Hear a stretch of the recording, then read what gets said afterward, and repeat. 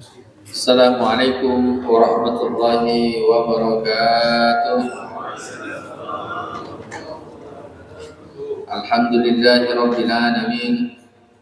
Wassalatu wassalamu ala asyrafil anbiya'i wal mursalin sayyidina wa maulana Muhammadin wa ala alihi wa ashabihi wa man sara ala nahjihi ila yaumiddin, amma ba'du.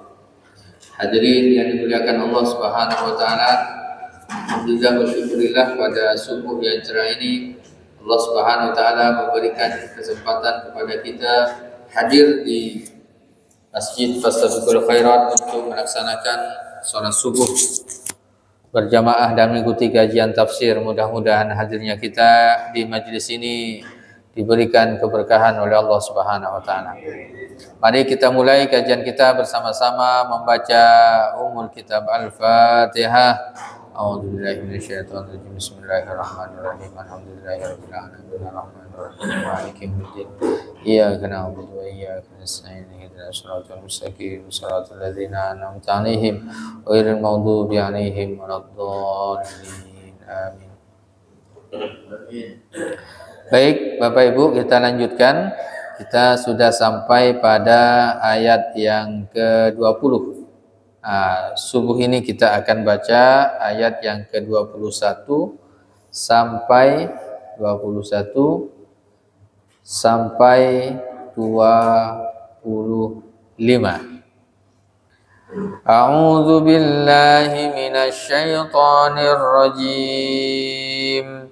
Bismillahirrahmanirrahim. Innal ladzina yakfuruna bi ayatillahi wa yaqtuluna an-nabiyyina bighairi haqqin wa yaqtuluna alladzina ya'muruna bil qisti minan nasi fabashshirhum bi'adzabin alim. Ulaika alladzina habitat a'maluhum fid dunya wal akhirah wa ma lahum min nasirin. Alam tara ilal ladzina utu nasiban minal kitabi yud'auna ila kitabillahi liyahkuma bainahum ثم يتولى فريق منهم وهم معرضون ذلك بأنهم قالوا لن تمسنا النار إلا أياما معدودات وغرهم في دينهم ما كانوا يفترون فكيف إذا جمعناهم ليوم لا ريب فيه ووفيت كل نفس ما كسبت وهم لا يظلمون. صدق الله العظيم. Surah Ali Imran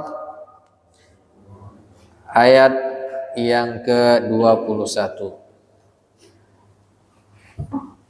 Ayat-ayat ini berbicara secara umum tentang karakter orang-orang Yahudi.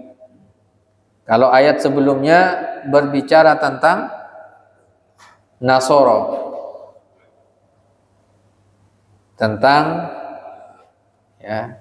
bagaimana karakter-karakter mereka.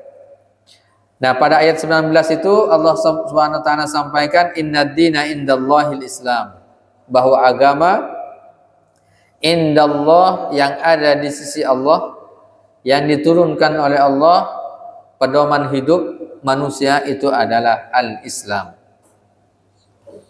Nah, orang-orang Yahudi dan An-Nasara ketika mereka mendapatkan kebenaran, informasi kebenaran Islam ini, kebenaran Rasulullah dalam kitab-kitab suci mereka Taurat dan Injil, mereka kemudian berselisih, menentang, lalu mereka memusuhi Islam. Nah, maka kemudian Allah Subhanahu wa taala, tugas engkau wahai Nabi Muhammad adalah menyampaikan kebenaran. Tidak boleh memaksakan tentang kebenaran Islam. Karena pada hakikatnya Islam itu bisa dipahami oleh akal yang bersih. Ya. Orang yang memiliki akal yang jernih, akal yang bersih akan mengetahui tentang kebenaran Islam. Sama seperti 4 tambah 4 sama dengan 8. 2 tambah 2 sama dengan 4. 1 tambah 1 sama dengan 2. Siapapun yang memiliki akal yang jernih itu pasti akan mampu mencerna itu. Mencerna tentang kebenaran Islam. Nah, maka kemudian Allah Subhanahu wa taala katakan, bagaimana karakter orang-orang Yahudi ketika menerima pesan itu. Ternyata karakter mereka itu sangat luar biasa permusuhannya terhadap al-Islam. Termasuk permusuhan mereka terhadap para nabi dan rasul. Innalladzina yakfuruna bi ayatillah. Sesungguhnya orang-orang yang kafir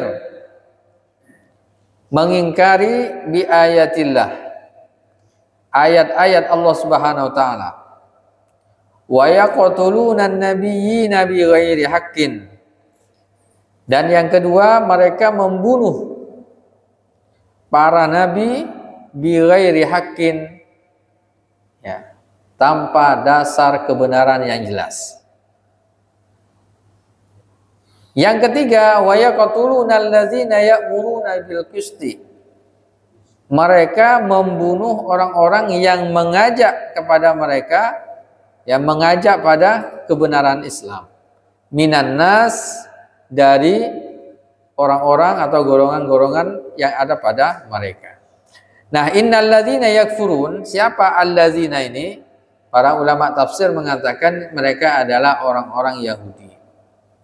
Di mana mereka ini karakter dan sifatnya sama ketika pada zaman Rasul sallallahu alaihi wasallam dan juga sama ketika mereka berhadapan dengan para nabi dan rasul sebelum masa Rasul sallallahu alaihi wasallam. Bahkan al-Yahud ini sampai zaman sekarang ini masih sama karakter dan sifatnya, diabadikan dalam Al-Qur'anul Karim. Nah, di antara karakter mereka ini dalam ayat ini adalah yakfuruna bi ayatillah. Kebiasaan mereka adalah menentang ayat-ayat Allah Subhanahu wa taala. Padahal mereka tahu tuh tentang kebenaran Islam. Yang kedua, wa yaqtuluna nabiyyin, membunuh para nabi. Ini sangat luar biasa, membunuh para nabi. Nah, kalau kita baca dalam beberapa hadis Rasulullah sallallahu alaihi wasallam, di antaranya adalah tafsir yang disampaikan oleh dalam Ibnu Katsir, itu disebutkan bahwa orang-orang Yahudi ini ternyata membunuh berapa? Ratusan nabi. Rasulullah sallallahu alaihi wasallam mengatakan, ayyun nas, siapa manusia asyaddu azaban yaumal qiyamah. Ya Rasul, manusia yang paling berat siksanya di hari kiamat itu siapa? Rasulullah mengatakan, rajulun qatala nabiyyan, ada seseorang yang membunuh seorang nabi. Nabi dibunuh, dosanya udah asyaddu azaban, paling dahsyat. Au man amara bil ma'ruf wa naha 'anil munkar. Atau yang kedua, membunuh para dai, membunuh para ulama, orang yang mengajak pada kebaikan dan mencegah pada kemungkaran. Maka dia adalah orang yang paling dahsyat, yang paling berat siksanya, kata Rasulullah SAW.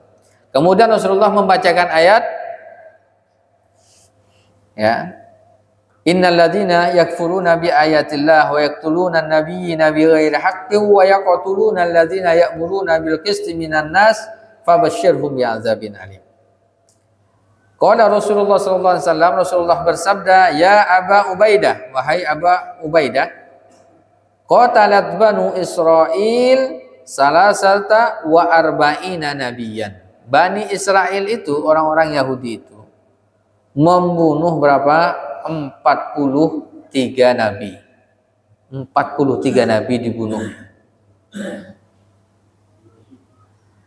Bahkan kapan dibunuhnya? Min awwalin nahar fi sa'atin wahidah. Di menjelang waktu menjelang zuhur, menjelang siang, hanya 1 jam saja. Jadi dibunuhnya berapa? Dibantai ini para nabi ini, 43 nabi dan rasul. Nah, di dalam ayat yang apa? Hadis yang lainnya, riwayat Ibnu Mas'ud, qatalat banu Israil salasumi'at nabiyyin. 300 nabi yang dibunuhnya. Riwayat Ibnu Mas'ud. Ini berapa yang dibunuh Yahudi ini? 300 nabi. Ini nabi, bukan binatang. 300 nabi. Dalam riwayat yang lainnya 43 nabi. Termasuk nabi yang dibunuh itu, dari 25 nabi yang wajib diketahui adalah Nabi Zakaria dan Nabi Yahya. Dibunuhnya bagaimana? Salah satunya bentuknya digergaji. Ini siksa. Dan kita tahu bersama bahwa di antara mereka ini memang tidak mau menerima kebenaran. Diabadikan dalam Al-Qur'anul Karim. Ini bukan kisah fiktif. Ini tentang kebenarannya sangat luar biasa. Nah, itu keterangan tadi itu bisa dibaca dalam tafsir Ibnu Katsir, dijelaskan di situ. Ya. Lalu kemudian setelah dibunuh tak sampai setengah hari ini, faqama mi'atun wa sab'una rajulan min bani Israil. Lalu kemudian ada sekelompok orang, berapa jumlahnya? 170 dai, orang soleh dari Bani Israel yang tidak terima nabi mereka dibunuh, para nabi ini dibunuh. Lalu mereka fa'amaru man qatalahum bil ma'ruf wa nahahum 'anil munkar. Lalu mereka mengajak mereka, Bani Israel yang membunuh para nabi ini, diajak untuk bertaubat, tinggalkan kemungkarannya, diajak kembali kepada kebenaran. Ternyata 170 orang ini juga fakutilu, dibunuh lagi, dibunuh juga oleh al-Yahud. Semuanya dibunuh tanpa terkecuali. Min akhirin nahar min dzalikal yaum. Kapan dibunuhnya? Di sore harinya. Nabi itu di pagi hari menjelang siang. Lalu tidak terima, ada 170 dai, orang soleh, ulamanya, nah begitu. Lalu mereka juga dibunuh. Kapan? Waktu siang menjelang sore. Ya. Fahumul ladzina dzakarahumullahu azza wa jalla. Merekalah orang-orang al-Yahud min Bani Israel yang disebutkan dalam ayat ini. Innal ladzina yakfuruna bi ayatillah. Orang-orang yang kufur, mengingkari ayat-ayat Allah Subhanahu wa taala, wa yaqtulunan nabiyyin, membunuh para nabi,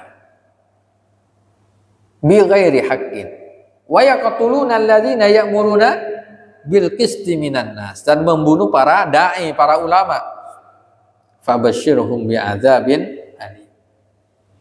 Jadi kalau ada orang yang ya tidak suka dengan ulama, dan itu salah satu turunan karakter Yahudi. Maka Yahudi ini ulama saja, para nabi saja dibunuh, apalagi rakyat biasa. Maka mereka biasa saja membantai Palestina. Karakternya sama. Ya. Fabashshirhum bi'adzabin alim. Nah, maka kemudian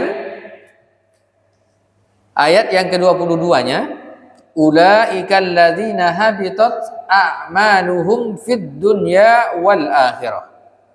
Sanksinya apa? Mereka itu adalah orang-orang yang amal-amal kebaikannya dihapus oleh Allah Subhanahu wa taala di dunia dan di akhirat. Sanksinya di dunia, walaupun mereka melakukan kebaikan, tetap dihapus oleh Allah Subhanahu wa taala, karena tak sebanding kebaikan itu dengan keburukan, kejahatan yang mereka lakukan. Wa ma lahum min nasirin, dan mereka tidak akan mendapatkan penolong di hari kiamat kelak. Dan kita tahu ya pasti mereka juga punya apa? Ya, batasan umur. Ya, orang-orang yang melakukan kejahatan, orang-orang yang ya bejat, dan orang-orang yang ya memusuhi ya para nabi, para rasul, para ulama, ya mereka sekalipun kuat ada batas umurnya. Sekuat-kuatnya Fir'aun juga tetap mati.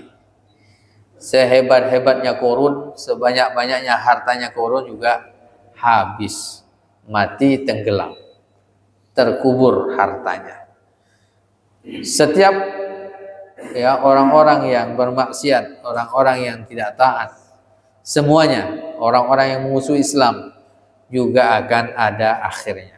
Wa ma lahum min nasirin, kehidupan abadinya nanti adalah akhirat. Pembalasannya adalah di akhirat kelak. Mungkin orang-orang lemah ya yang dianiaya para nabi dan rasul itu tidak bisa berbuat apa-apa. Tetapi nanti pengadilan akhirat yang akan mengadili mereka. Ayat 23-nya masih terkait lagi dengan sifat dan karakter mereka. Alam tara ilal ladzina utu nasiban minal kitab yud'auna ila kitabillah liyahkuma bainahum summa yatawalla fariqum minhum wa hum mu'ridun. Bahwa ya alam tara, tidakkah engkau melihat ilal ladzina utu nasiban, kepada orang yang telah diberikan ya Alkitab, maksudnya adalah At-Taurah. Taurat ini diturunkan kepada siapa? Nabi Musa alaihissalam, untuk disampaikan kepada umatnya Bani Israel. Yud'auna ila kitabillah, ya maka mereka diseru ya ila kitabillah, kepada kitab Allah. Tujuannya apa? Kembali ke kitab Tauratnya mereka, diamalkan kitab sucinya gitu. Liyahkuma bainahum, supaya kitab Tauratnya ini dijadikan dasar untuk menetapkan hukum bainahum, di antara mereka. Ketika diajak oleh Nabi Musa alaihissalam mereka ini untuk kembali ya kepada Taurat mereka, maka mereka kemudian summa yatawalla fariqum minhum, kemudian berpaling segolongan dari mereka, wa hum mu'ridun, dan mereka membelakangi, membuang kebenaran. Dan memang ya, mereka luar biasa gitu. Sampai-sampai ditinggal oleh Nabi Musa alaihissalam selama 40 hari saja sudah bikin anak sapi untuk disembah. 40 hari ditinggal itu. Belum 4 tahun apalagi 40 tahun. Baru 40 hari sudah sesat. Padahal Nabi Musa bersama mereka terus. Keajaiban, mukjizat yang Allah berikan kepada mereka, sampai-sampai mereka ini saking ngeyelnya itu minta makanan dan minuman dari langit. Anzil alaina ma'idatan minas sama. Ya kan? Takulana idan li'awwalina wa akhirah. Tapi masih dijawab oleh Allah, dikasih al-manna was-salwa. Manna was-salwa, makanan dan minuman. Tapi kemudian mereka ya tidak peduli. Bahkan kan mereka juga diselamatkan dari apa? Dari kejaran Firaun. Ya kan? Ya, di Laut Merah. Diselamatkan oleh Allah. Ini juga berbagai macam ya kemukjizatan, kekuatan dari Allah Subhanahu wa taala. Seharusnya kan menambah keimanannya kan? Menambah keimanannya kepada Allah. Tapi ternyata tidak. Apa yang dilakukan mereka sangat luar biasa. Apalagi hanya diajak untuk berhukum dengan Taurat. Ya. Mereka berpaling dan mereka ya membiarkan kebenaran itu ya disembunyikan. Nah, kenapa mereka melakukan itu semuanya? Melakukan apa? Berbagai macam ya kebengisan, membunuh para nabi, para rasul, membuat kejahatan. Ayat 24-nya itu alasannya disampaikan oleh Allah Subhanahu wa taala. Zalika bi annahum qalu, hal itu karena mereka mengatakan lan tamassanan naru illa ayyamam ma'dudat.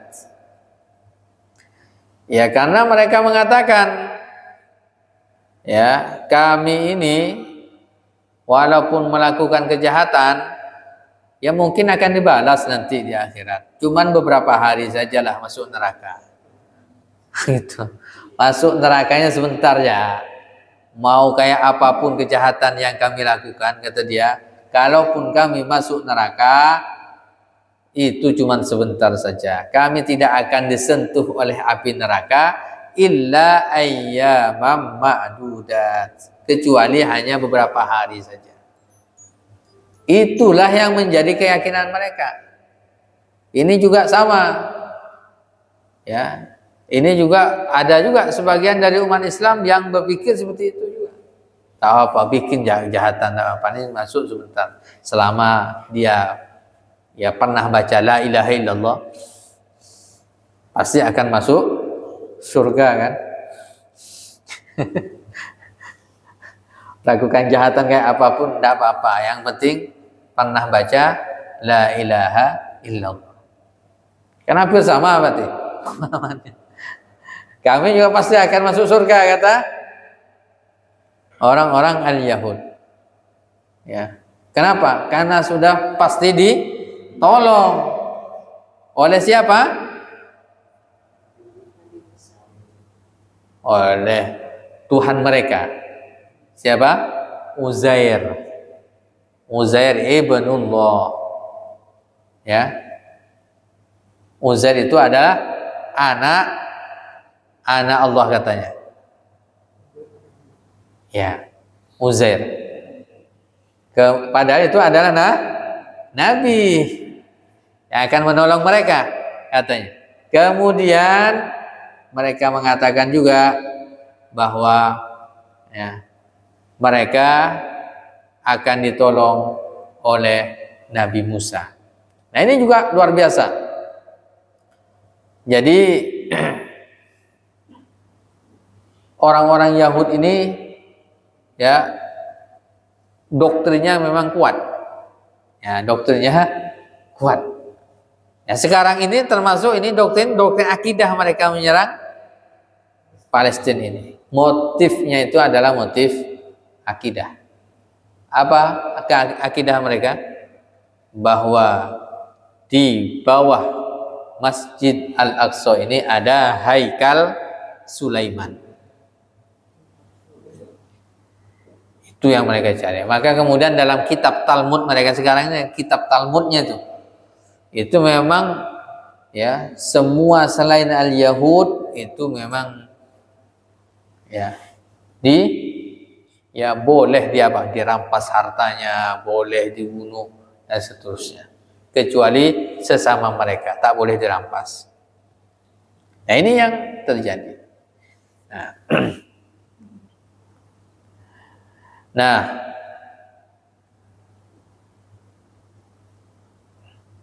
di antara ya keyakinan mereka, ya silakan buka, ada beberapa ayat ini kita lihat. Surah ya Al-Baqarah. Ya. Mereka juga mengatakan ya Al-Baqarah ayat 80. Pernah kita bahas ini. Wa qalu lan tamassana an-naru illa ayyaman ma'dudah. Nah, mereka mengatakan ya kami tidak akan tersentuh api neraka kecuali hanya beberapa hari saja. Ada beberapa ayat Al-Quran yang menjelaskan tentang ya keyakinan mereka seperti itu. Qul attakhadtum indallah ahdan falan yukhlifallahu ahdah am taquluna 'alallahi ma la ta'lamun. Ya. Ini mengambil alasan, mencari-cari alasan agar mereka tidak menyembah Allah. Nah, alasannya begitu. Boleh. Jadi tidak menyembah Allah boleh. Maka sekarang termasuk nanti di akhir zaman penyembah Dajjal itu adalah Al-Yahud. Al-Yahud. Ini yang akan bersama Dajjal, bersama keluarnya Dajjal itu. Ya, ini luar biasa. Ya, mereka ini suka dengan kerusakan. Nah, lalu keyakinan mereka tentang ketuhanan seperti apa? Nah, di sini silahkan dibuka ya surah At-Taubah ayat 30. Surah At-Taubah ayat 30. Wa qalatil yahudu, orang-orang Yahudi berkata, Uzairun ibnullah. Uzair itu adalah anak Tuhan, anak Allah. Wa qalatin nasara, ada juga orang-orang Nasara mengatakan Al-Masihu ibnullah. Al-Masih siapa? Isa itu adalah anak Allah. Dzalika qauluhum bi afwahihim. Mereka semuanya, hal itu semuanya perkataan mereka itu hanya alasan di lisan mereka saja. Ngade-ngade kata Allah Subhanahu wa taala. Yudahiuna qaulal ladzina kafaru min qabl. Ya. Mereka meniru perkataan orang-orang kafir sebelumnya. Qatalahumullah anna yufakun. Mereka dilaknat oleh Allah, ya, bagaimana mereka sampai berpaling dari kebenaran, padahal tahu tentang kebenaran. Nah, maka apa yang dilakukan? Ayat 31-nya, ya, ittakhadhu ahbarahum wa ruhbanahum arbabam min dunillah. Yang disembah yaitu tadi Tuhan-Tuhan ciptaan mereka sendiri, atau Tuhan-Tuhan yang diyakini, ya, oleh mereka sendiri. Termasuk di antaranya adalah arbabam min dunillah, para rahib-rahib mereka, ya kan, yang disembah. Wal Masih ibn Maryam, dan juga yang disembah adalah Isa ibnu Maryam. Wa ma umiru, padahal mereka tidak diperintah illa liya'budu ilahu wahida, kecuali yang disembah itu adalah satu Tuhan. La ilaha illa huwa, tiada Tuhan illallah, illa huwa, kecuali Allah Subhanahu wa taala. Subhanahu, maha suci Allah, amma yusyrikun, dari apa yang mereka yakini tentang, ya, kesyirikannya, artinya menduakan Allah. Allah maha suci, Allah tak punya anak, Allah tak punya anak Uzair, Allah tak punya anak Isa, lam yalid walam yulad walam yakul lahu kufuwan ahad. Nah, kembali kepada, ya, surah Ali Imran, ya, di mana tadi Allah Subhanahu wa taala telah menjelaskan, ya, tentang, ya, perilaku dari orang-orang al-Yahud. Nah, itu tadi ayat yang ke-23-nya. 24-nya mereka meyakini bahwa kalau, ya, pasti mereka akan masuk surga, kalaupun masuk neraka hanya sebentar saja. Wa gharrahum fi dinihim ma kanu yaftarun. Mereka ini warrahum, diperdaya dalam agama mereka, ya. Karena apa? Karena mereka ngada-ngada sendiri. Tuhan diada-adakan, agama, tuntunan diada-adakan, dibuat-buat, dilakukan distorsi sejarah, ya. Nah, ayat yang terakhir, ayat yang ke-25-nya, fa kaifa idza jama'nahum liyaumil la raiba fih. Bagaimanakah nanti apabila mereka kami kumpulkan di hari kiamat, ya, di mana hari kiamat itu pasti akan terjadi, ya, tidak perlu diragukan lagi. Hari kiamat itu pasti. Mau orang yakin tidak yakin, pasti. Itu pasti. Sama seperti pastinya manusia meninggal dunia. Pasti itu. Mau dia siap atau tidak siap, dia yakin atau tidak yakin, pasti akan meninggal dunia. Hari kiamat juga sama, pasti itu. Wa wuffiyat kullu nafsin, dan pada saat itu apa? Setiap jiwa, ya, akan meninggal dunia. Di hari kiamat itu pasti. Orang yang meninggal dunia juga pasti. Jadi kalau orang itu tidak yakin dengan hari kiamat, ya, dia mesti yakin tentang kematian, kan? Nah, itu, ya, kalau itu pun tidak yakin juga, kan ada juga orang yang tidak, ya, tidak yakin kematiannya, atau yakin tapi apa, belum, apa namanya, meyakini secara total bahwa itu adalah hukum alam saja, dianggapnya adalah itu hukum alam, padahal itu adalah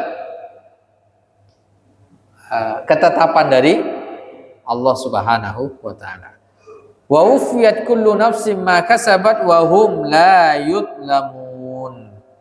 Dan disempurnakan ya setiap jiwa itu pahala-pahalanya ya, kemudian ya mereka ya akan dibalas ya oleh Allah Subhanahu wa taala.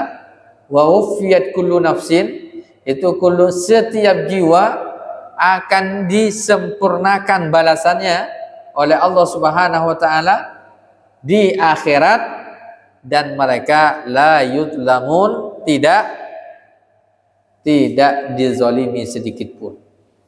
Bahwa Allah Subhanahu wa taala tidak zalim, memberikan azab yang begitu pedih pun itu tidak zalim, dan manusia juga tidak bisa menggugat Allah misalnya di hari kiamat dengan apa? Dengan mereka mengatakan ini kan takdir Allah kan, saya begini, ini kan takdir Allah. Ini tidak bisa. Kenapa? Karena ketetapan Allah, wa hadainahun najdain, jalannya sudah ada, dan kita diberikan akal oleh Allah untuk memilih. Jadi sama seperti mungkin kita punya televisi di rumah, kan ada remote, ada stasiun televisi, nah, kan ada tombolnya, remote tuh. Ketetapannya sudah ada, tinggal mau mencet nomor berapa. Mencet nomor ini, nomor 3 masuk Indosiar, 1 TV One misalnya. Itu ya, kalau dia ada milih begitu, jangan salahkan Allah, itu pilihan dia. Ketetapannya sudah ada, mana hak, mana batil. Nah, tinggal manusia yang memilih. Maka la yudlamun, manusia itu tidak ada yang dizolimi, sedikit pun tidak ada. Ya, karena pada hakikatnya pilihan-pilihan, aturan-aturan yang ada itu tidak kembali kepada Allah, tapi kembali pada diri kita. Ya, itu ya, ini terkait dengan ya, proses. Maka setiap kita ya akan dimintai pertanggungjawaban oleh Allah Subhanahu wa taala. Setiap kita akan disempurnakan. Setiap kesempurnaan ini bahkan dikatakan dalam apa ayat itu, faman ya'mal mithqala dzarratin khairan yara wa may ya'mal mithqala dzarratin syarran yara. Kebaikan walaupun hanya setetes air atau sebesar biji zarrah, sebesar atom kebaikan yang kita lakukan, itu juga akan dibalas oleh Allah. Begitu juga dengan keburukan sebesar biji atom, ya sebesar atom, ya keburukan yang kita lakukan juga akan dibalas. Nah, tinggal bagaimana kita memperbaiki ya kehidupan kita. Allah masih berikan umur kepada kita, maka bagaimana kita bisa memaksimalkan ketaatan kita, umur kita kepada Allah Subhanahu wa taala. Wallahu a'lam bishawab. Mungkin ada yang mau ditanyakan? Dipersilahkan.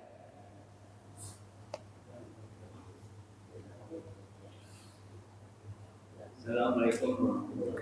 Waalaikumsalam warahmatullahi wabarakatuh. Kalau kita lihat macam persyaratan di kesehatan Nabi itu kan kita sudah tahu dari jelasan di syarat-syarat Nabi menjadi seorang Nabi Rasul kan. Nah, kalau untuk alim ulama persyaratannya itu apa? Maka persyaratan itu sudah ditentukan oleh Allah atau manusia yang menilai bahwa seseorang itu ada ulama. Mungkin apakah seperti contoh guru agama juga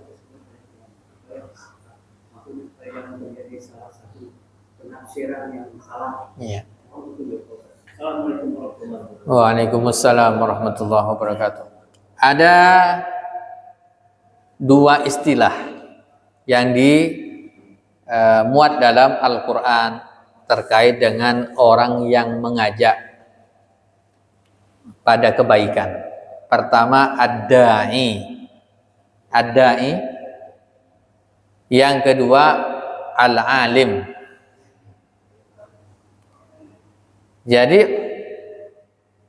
ad-da'i, da'i itu adalah orang yang mengajak pada kebaikan.